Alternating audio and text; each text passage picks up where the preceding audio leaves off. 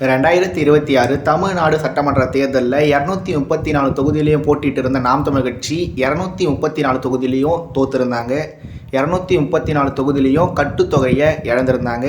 அந்த கட்சியோட தலைமை ஒருங்கிணைப்பாளரான திரு சீமான் அவர்கள் காரைக்குடி தொகுதியில் போட்டிட்டு 4வது இடத்தை பிடிச்சி அவரும் கட்டுத்தொகையை இழந்து படு மோசமாக தோற்றுருந்தார்.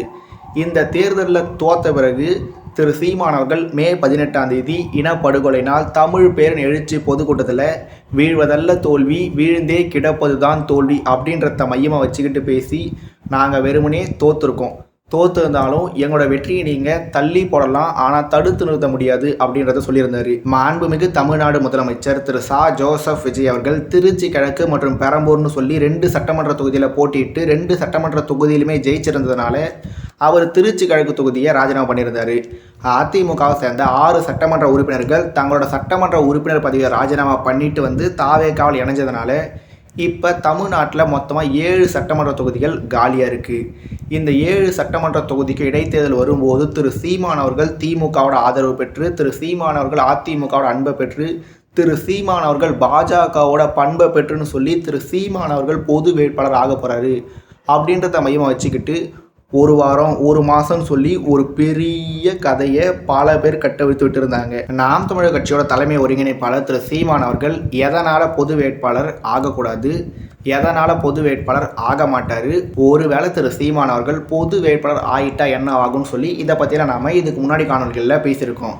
இதனைத் தொடர்ந்து திரு சீமான் அவர்கள் அம்பாசமுத்திரம் தொகுதி இடைத்தேர்தலில் போட்டியிட போகிறது கிட்டத்தட்ட 99% உறுதியாயிடுச்சு. மீதம் இருக்க 1% திரு சீமான் அவர்கள் கண்டிப்பாகவே இடைத்தேர்தலில் தான் போட்டியிட போகிறாரு. அந்த இடைத்தேர்தலில் 99% அம்பாசமுத்திரம் தொகுதியில் தான் போட்டியிட போகிறாரு. மீதம் இருக்க 1% என்னன்னா திரு சீமான் அவர்கள் திருச்சி கிழக்கு உள்ளிட்ட வேறு தொகுதிகளில் போட்டியிடலாம். திரு சீமான் அவர்கள் முன்னாள் முதலமைச்சர் ஐயா முத்துவேல் கருணாநிதி ஸ்டாலின் அவர்களை ஒரு திருமண நிகழ்ச்சியில் சந்திச்சிருந்தார். அதே மாதிரியே இந்நாள் தமிழ்நாடு எதிர்க்கட்சி தலைவர் திரு உதயநிதி ஸ்டாலின் அவர்களையும் ஒரு திருமண நிகழ்ச்சியில் சந்திச்சிருந்தார். இதை மையமாக வச்சுக்கிட்டு திரு சீமான் அவர்கள் மேலே எண்ணற்ற விமர்சனங்களை முன் வச்சாங்க. அதே மாதிரியே திரு சீமான் அவர்கள் சரத்குமார் அவர்களோட பிறந்தநாள் விழா கூட்டத்தில் கலந்துக்கிட்டு இருந்தார்.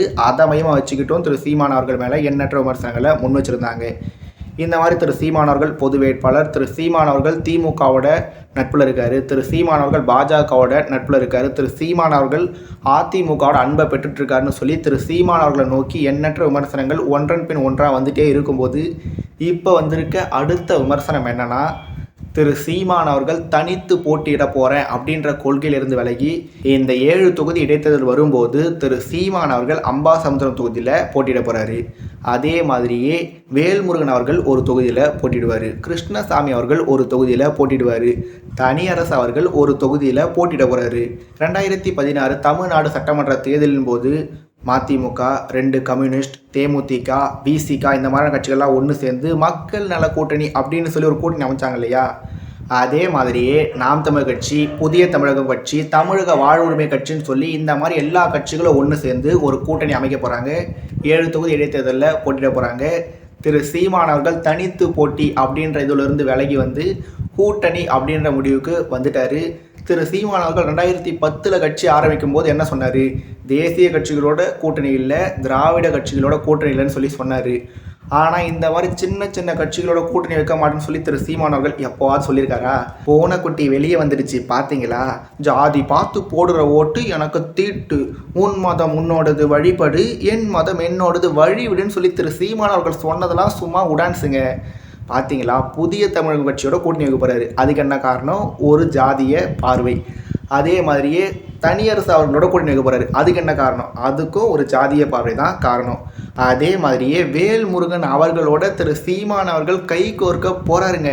இதுக்கு என்னங்க காரணம்? அதுக்கும் ஒரு ஓட்டு அரசியல் பார்வை தாங்க காரணம். திரு சீமான் அவர்களும் ஒரு சாதாரண அரசியல்வாதி தாங்க. அவரும் 2016 2026 வரைக்கும் 10 வருஷம் கத்தி பார்த்தாரு. நீங்கள் யாருமே ஓட்டு போடல, போங்கடா நானும் அந்த அரசியல் சாக்கடையில் போய் முழுகிறேன் அப்படின்னு சொல்லி திரு சீமான் அவர்களும் 10ஓட 11வது ஒரு அரசியல்வாதி ஆக போகிறாருங்க அப்படின்ற ஒரு விமர்சனத்தை எப்பவும் போல் சமூக வலைதளங்களில் பரப்ப தொடங்கியிருக்காங்க. இங்கே என்னென்னா, மேலே சொன்ன திரு சீமான் அவர்கள், கிருஷ்ணசாமி அவர்கள், தனியரசு அவர்கள், வேல்முருகன் அவர்கள்னு சொல்லி இவங்க எல்லாரும் ஒன்று சேர்ந்து சமீபத்தில் காவிரி நதி நீரை மையமாக வச்சுக்கிட்டு ஒரு அனைத்து கட்சி கூட்டம் போட்டிருந்தாங்க. உண்மையை சொல்லணும்னா அது அனைத்து கட்சி கூட்டம் இல்லை, ஆனால் ஒரு வகையில் அது அனைத்து கட்சி கூட்டம்னு சொல்லலாம். சரி, அனைத்து கட்சி கூட்டம் போட்டிருந்தாங்க. அதனைத் தொடர்ந்து ஒரு ஆர்ப்பாட்டம் நடத்தியிருந்தாங்க. அதன் பிறகு திரு சீமான் அவர்களை மையமாக வச்சுக்கிட்டு ஒரு செய்தியாளர் சந்திப்பையும் சந்திச்சிருந்தாங்க. இங்கே என்னன்னா, இதெல்லாம் எனக்கு ஒரு உடன்பாடு இருக்கா அப்படின்னு சொல்லி கேட்டிங்கன்னா கண்டிப்பாகவே உடன்பாடு இல்லை. ஏன்னா நான் என்னோட பல காணொலிகளில் சொல்லியிருந்த மாதிரி திரு சீமான் அவர்களுக்கு 100 ஓட்டு விழுதுன்னா அதில் 90 ஓட்டு திரு சீமான் அவர்களுக்கு எதுக்கு விழுதுன்னா, திரு சீமான் அவர்கள் யாரு கூடவும் கூட்டணி வைக்காமல் தனித்து போட்டிடுறாரு அப்படின்றதுக்காக தான் திரு சீமான் அவர்களுக்கு 100ல் 90 ஓட்டு விழுது. கடந்த காலங்களில் திரு சீமான் அவர்கள்கிட்ட ஒன்றா நின்று போராடலாமே அப்படின்னு சொல்லி கேட்டப்ப திரு சீமான் அவர்கள் என்ன மாதிரி பதில் சொல்லியிருப்பாருன்னா, ஒன்றா நிற்கலாம், சரி யார் முன்னாடி நிற்பா அப்படின்ற மாதிரி ஒரு விஷயத்தை திரு சீமான் அவர்கள் முன் வச்சிருப்பார்.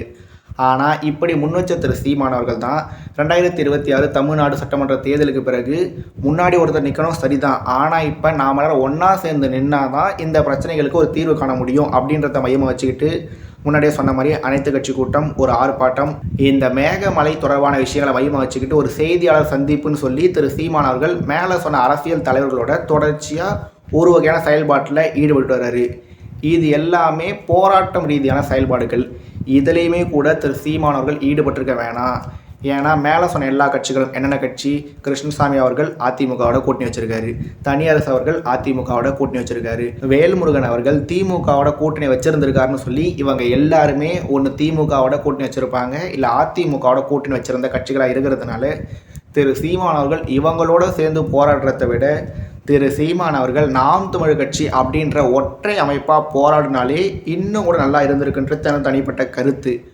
ஆனால் ஒரு கை தட்டினா ஓசை வராது, பல கை தட்டினா தான் ஓசை சத்தமாக வரும் அப்படின்ற மாதிரி ஒரு பழமொழி இருக்கிறதுனால மக்கள் பிரச்சனைகளுக்காக திரு சீமான் அவர்கள் தேர்தல் அரசியலை தவிர்த்துட்டு மக்கள் நலனுக்காக இந்த எல்லா தலைவர்களோட ஒன்று சேர்ந்து அந்த மக்கள் நல திட்டங்களுக்காக மக்களுக்கு நல்லது நடக்கிறதுக்காக இவங்க எல்லாரும் ஒன்று சேர்ந்து, அதாவது திரு சீமான் அவர்கள் கூட்டத்தோட கூட்டமாக ஒருத்தராக இருந்து செயல்பட்டால் அதில் பெரிய அளவில் குற்றம் சொல்ல முடியாது.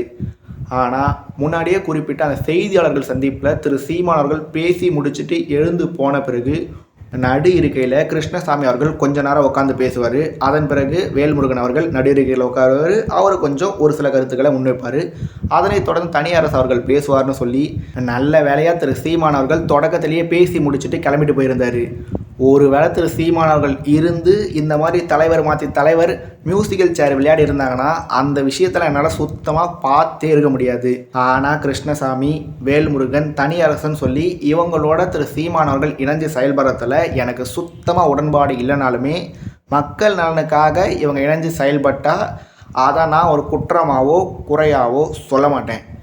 ஆனால் சமூக வலைதளங்களில் வரா மாதிரி ஒரு வேளை திரு சீமான் அவர்கள் ஏற்கனவே அறிவித்த மாதிரி உள்ளாட்சி தேர்தலில் போட்டி, 7 தொகுதி இடைத்தேர்தலில் போட்டி, நாடாளுமன்ற தேர்தலில் 20 பெண்கள் 40 தொகுதியிலும் தனித்து போட்டி, 2031 தமிழ்நாடு சட்டமன்ற தேர்தலில் 234 தொகுதியில் 117 ஆண்கள் 117 பெண்கள்னு சொல்லி திரு சீமான் அவர்கள் பல முறை அறிவிச்சிட்டாரு. ஆனால் ஒரு வேளை சமூக வலைதளங்களில் வரா மாதிரி திரு சீமான் அவர்கள் இந்த மேலே சொன்ன தலைவர்களான தனியரசு, வேல்முருகன், கிருஷ்ணசாமின்னு சொல்லி இவங்களோட சேர்ந்து ஒருவேளை கூட்டணியாக போட்டிட்டாருன்னா அதுவும் திரு சீமான் அவர்கள் தன்னோட கொள்கையை, தன்னோட கோட்பாடை அடகு வச்சதுக்கு சமந்தான். ஏன்னா திமுகவோட அதிமுகவோட கூட்டணி வச்சாலும் அது ஒன்று தான். அதே மாதிரி திமுகவோடவும் அதிமுகவோடவும் கூட்டணி வச்ச கட்சிகளோட கூட்டணி வச்சாலும் அதுவும் ஒன்று தான்றதை யாராலையுமே மறுத்து பேச முடியாது. அப்படி இருக்கிறதுனால திரு சீமான் அவர்கள் 7 தொகுதி இடைத்தேர்தலுக்காக வெறியோடு காத்துட்ருக்கேன் அப்படின்றத அறிவிச்சிருந்தார். அவர் கண்டிப்பாகவே 7 தொகுதியிலையுமே நாம் தமிழ் கட்சி சார்பாக வேட்பாளர்களை நிறுத்துறதுக்கு தான் 101% இல்லை 1001% வாய்ப்பு இருக்குது. ஆனால் ஒரு வேளை திரு சீமான் அவர்கள் மேலே சொன்ன கட்சிகளோட கூட்டணி வச்சு இடைத்தேர்தலில் போட்டிட்டாலும் சரி, எந்த ஒரு தேர்தலில் போட்டிட்டாலும் சரி, மக்கள் போராட்டங்களில் நீங்கள் ஒன்று சேர்ந்து போராடிக்கிங்க, அதை நான் குறை சொல்ல மாட்டேன். ஆனால் அதில் எனக்கு சுத்தமாக விருப்பம் இல்லை. ஒரு வேளை நீங்கள் தேர்தல் அரசியல்லையும் ஒன்று சேர்ந்தீங்கன்னா, நான் என்னோடய பழைய காணொலியில் ஒரு விஷயம் சொல்லியிருந்தேன். அது என்னென்னா 2021 தமிழ்நாடு சட்டமன்ற தேர்தலில் கரும்பு விவசாய சின்னத்தில் நாம் தமிழ் கட்சிக்கு ஓட்டு போட்டிருந்த ஒரு தனிநபர், 2024 நாடாளுமன்ற தேர்தல் சமயத்தில் நாம் தமிழ் கட்சிக்காக ஒலி வாங்கி சின்னத்தில் ஓட்டு போட்டிருந்த ஒரு தனிநபர், 2026 தமிழ்நாடு சட்டமன்ற தேர்தலில் நாம் தமிழ் கட்சிக்காக ஏற்கலப்பு விவசாய சின்னத்தில் ஓட்டு போட்ட ஒரு தனிநபர், ஒருவேளை திரு சீமான் அவர்கள் பொது வேட்பாளர் ஆயிட்டாலோ, ஒருவேளை திரு சீமான் அவர்கள் திமுகவோட கூட்டணிக்கு போயிட்டாலோ, ஒருவேளை திரு சீமான் அவர்கள் அதிமுகவோட கூட்டணிக்கு போயிட்டாலோ, ஒருவேளை திரு சீமான் அவர்கள் பாஜகவோட கூட்டணிக்கு போயிட்டாலோ, ஒருவேளை திரு சீமான் அவர்கள் 7 தொகுதி இடைத்தேர்தலில் 7 தொகுதியிலுமே நாம் தமிழர் கட்சியோட வேட்பாளர்களை நிறுத்தாமல் கிருஷ்ணசாமி, தனி அரசு, வேலுமுருகன் சொல்லி இவங்களோட ஒன்று சேர்ந்து கூட்டணிக்கு போயிட்டாலோ, தமிழ் தேசிய இனத்தின் ஒற்றை நம்பிக்கையான திரு சீமான் அவர்கள், செந்தமிழன் திரு சீமான் அவர்கள் கண்டிப்பாகவே இதெல்லாம் பண்ண மாட்டார்னு சொல்லி எனக்கு நம்பிக்கை இருக்குது. ஆனால் ஒருவேளை திரு சீமான் அவர்கள் தப்பி தவறி மேலே சொன்ன விஷயத்தில் ஏதாவது ஒரு விஷயத்த பண்ணிட்டாருன்னா 2021, 2024, 2026ன்னு சொல்லி இந்த 3 தேர்தலில் ஓட்டு போட்ட ஒரு ஓட்டை திரு சீமான் அவர்கள் இழக்கிறாரு. அதாவது 19 லட்சத்திலிருந்து திரு சீமான் அவர்கள் ஒரு ஓட்டை இழக்கிறாரு அப்படின்றத திரு சீமான் அவர்களும் திரு சீமான் அவர்களோட தம்பி தங்கைகளும் கவனத்தில் வச்சுக்கிட்டு அடுத்த கட்ட நடவடிக்கைகளை பண்ணாங்கன்னா ரொம்ப ரொம்ப நல்லாயிருக்கும்.